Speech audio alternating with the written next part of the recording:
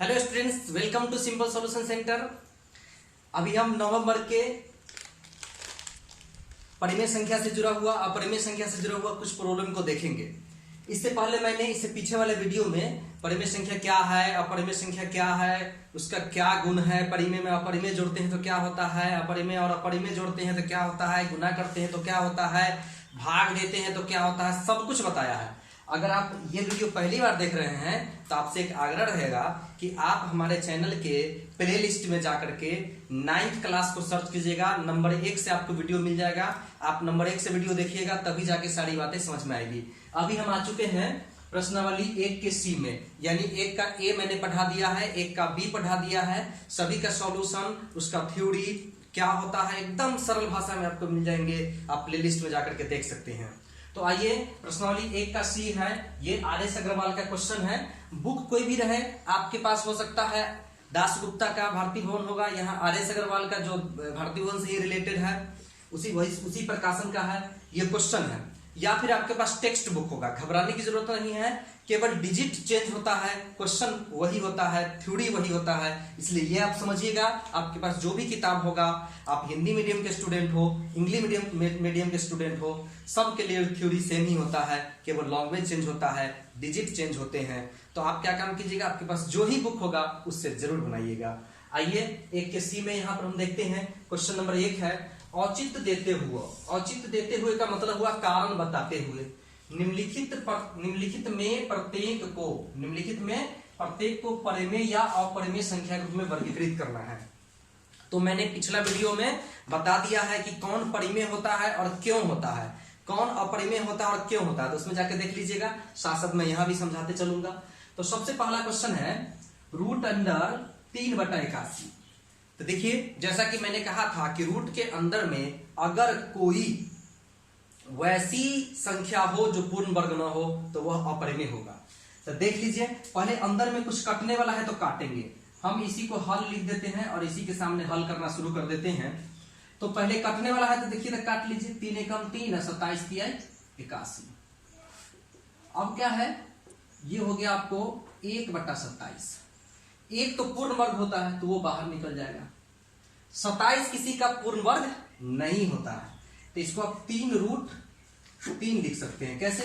तो 27 को हम तोड़ सकते हैं ना, 3 गुने 3 गुने 3। अष्टम वर्ग में आप पढ़े होंगे, ये रूट में है तो जोड़ा वाला बाहर निकल जाता है, तो 3√3 बच गया, यानी ये आ गया 1/3√3। अब देख लीजिए, जो यहां पर आया है वो आपको, जैसा कि मैंने बताया था कि वैसी संख्या रूट में अगर चला जाए जो पूर्ण वर्ग नहीं हो तो अपरिमेय होगा। ये परिमेय है, ये परिमेय है, परंतु ये अपरिमेय है। तो मैंने पढ़ा था परिमेय और अपरिमेय का भागफल भी अपरिमेय होता है, परिमेय अपरिमेय का गुणनफल भी अपरिमेय होता है। तो ये क्या होगा, ये परिमेय होगा क्या परिमेय? तो सीधी सी बात आपको समझना ये है कि अगर लास्टली रूट वाला दिख जाए, यानी कि वो बाहर निकले उकले नहीं, तो उस स्थिति में वो अपरिमेय होगा, यानी कि ये हमारा हो गया अपरिमेय। और आपको पूछा था कारण बताते हुए, तो क्योंकि हम कहेंगे √3 अपरिमेय है, 1 परिमेय है, 3 परिमेय है, और हम जानते हैं परिमेय अपरिमेय का भागफल भी अपरिमेय होता है, परिमेय अपरिमेय का गुणनफल भी अपरिमेय होता है। यानी इसका गुणनफल कीजिएगा तो अपरिमेय हो जाएगा। और ये परिमेय है, ये अपरिमेय है, परिमेय और अपरिमेय का भागफल भी अपरिमेय होता है। ये आपका कारण है। अब ये √361 है। याद कीजिए, नवम वर्ग में आप अष्टम वर्ग में कम से कम 1 से 30 तक वर्ग तो जरूर याद किए होंगे। ये किसी संख्या का वर्ग लग रहा है, अगर वाकई में किसी का वर्ग है तो ये अपरिमेय नहीं होगा। तो ये वर्ग है 19 का, 19 को 19 से गुना कीजिएगा अगर, तो 361 आ जाएगा। तो 19 तो रूट में रहा नहीं, इसलिए ये हो गया परिमेय। यानी कि अगर अंग्रेजी में बात करें तो ये इर्रेशनल है और ये रेशनल है। यानी क्लासिफाई करना है हमको कि नीचे दिए गए संख्या रेशनल है और इरेशनल है। तो अब √21 है, √21 है, तो 21 जो है पूर्ण वर्ग नहीं है। आप जानते हैं पूर्ण वर्ग 1 होता है, 4 होता है, 9 होता है, 16 होता है, 25 होता है, 36 होता है। तो 25 आ गया लेकिन 21 आया नहीं, तो ये बाहर निकलेगा नहीं, इसलिए इसको भी हम लिख देंगे अपरिमेय। उसके बाद ये दशमलव में रूट अंडर में है 1.44, एक बात और जान लीजिए कि बहुत लोग 1.44 इसको पढ़ देते हैं, ये पढ़ना गलत है। आप दशमलव के बाद अंकों को अलग अलग करके पढ़ेंगे, यानी 1.444।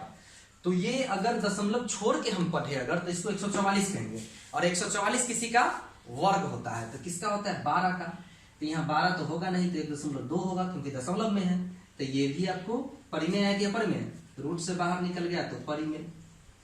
कहिएगा पी बटा क्यू ग्रुप में है कि नहीं, तो दशमलव रख ले जाइए, इसमें बटा 1 लिख दीजिए। अब आ जाते हैं हम √12 और √75 को। तो इसका एक आसान काम है कि पहले दोनों को रूट है ना, तो एक के बार रूट ले लीजिए, 12/75। यानी अंश में भी रूट है, हर में भी रूट है, तो हम एक ही बार रूट ले सकते हैं। तो काट दीजिए अगर कटने वाला है तो। देखिए 3 से कटेगा, 3 चौका 12 और 3 से 25 किया 75।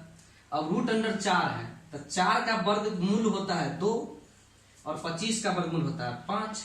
ये आ गया 2/5, 2/5 आ गया, रूट है नहीं इसलिए इसको भी लिख देंगे परिमेय। तो 5 तक देख लिए होंगे। अब आ जाते हैं यहाँ तो साफ साफ दिख रहा है क्या है, परिमेय की अपरिमेय? क्या है? अपरिमेय। अपरिमेय इसलिए कि √6 है और ये परिमेय है। परिमेय अपरिमेय का गुणनफल अपरिमेय होता है। ये वैसे ही बनेगा जैसे इसको हम बनाए हैं, देख लेते हैं। एक ही बार लिख लीजिए रूट में, 28/343। कटने वाला है क्या?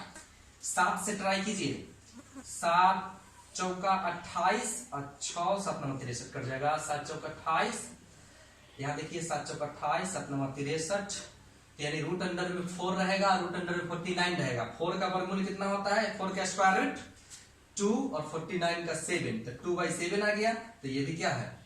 ये भी आपका परिमेय है।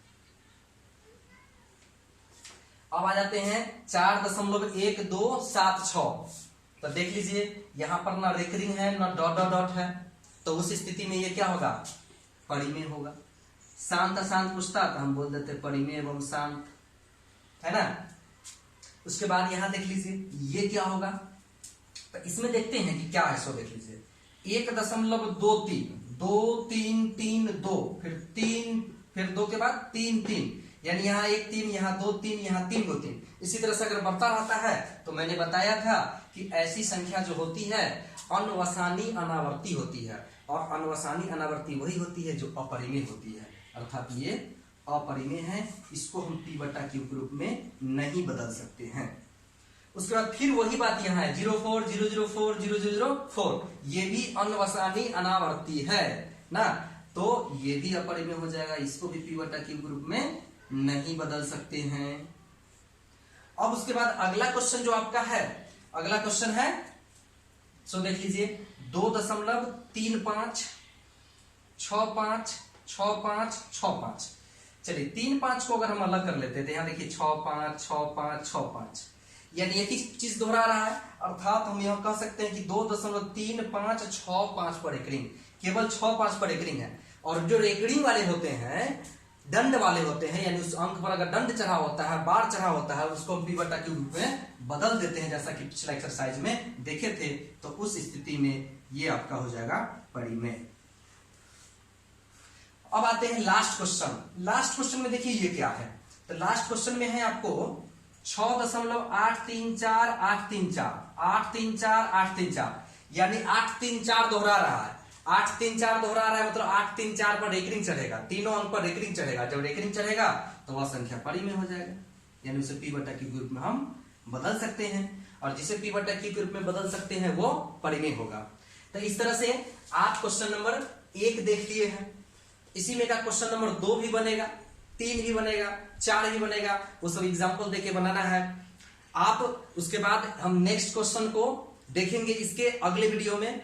और यह बात अगर आपको पसंद आ गया, समझ में आया है, तो आप बैठ करके आराम से कॉपी निकाल के, किताब निकाल के बैठ के बनाइए। और अभी तक अगर हमारे चैनल से आप नहीं जुड़े हैं, पहली बार इस वीडियो को देख रहे हैं, तो चैनल को सब्सक्राइब कर दे और इस वीडियो को अपने दोस्तों में शेयर कर दे, दूसरे ग्रुप में शेयर कर दे, ताकि इस लॉकडाउन की घड़ी में उन्हें भी लाभ मिले। और एक और बात अंत में कि आप इससे पीछे वाला वीडियो हमारे सिंपल सॉल्यूशन सेंटर के प्लेलिस्ट में जाकर के 1 नंबर से वीडियो देख सकते हैं, जिसमें लिखा होगा क्लास नाइन्थ। 10th का अलग है, 10th के विद्यार्थी 10th में जाके देख सकते हैं, कंपटीशन का भी ग्रुप है उसमें भी जाके देख सकते हैं। तो जो वीडियो देखने की आपकी इच्छा होगी आप देख सकते हैं। जय हिंद।